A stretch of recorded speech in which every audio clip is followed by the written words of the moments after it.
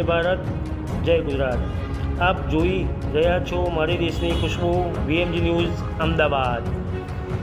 Gujarat home guards Ahmedabad પશ્ચિમ unit દ્વારા Navrangpura parade ground ખાતે RSSની મહિલાઓ દ્વારા હોમગાર્ડ્સ જવાનોને રાખડી બાંધીને જવાનોને આશીર્વાદ આપ્યા હતા અને હોમગાર્ડ્સ જવાનોએ ભાવુક થઈને મહિલાઓને ઈમાનદારીથી નોકરી કરીને ગમે તે પણ સંજોગોમાં દેશ તથા મહિલાઓનું રક્ષણ કરવાના વચને બંધાયા હતા।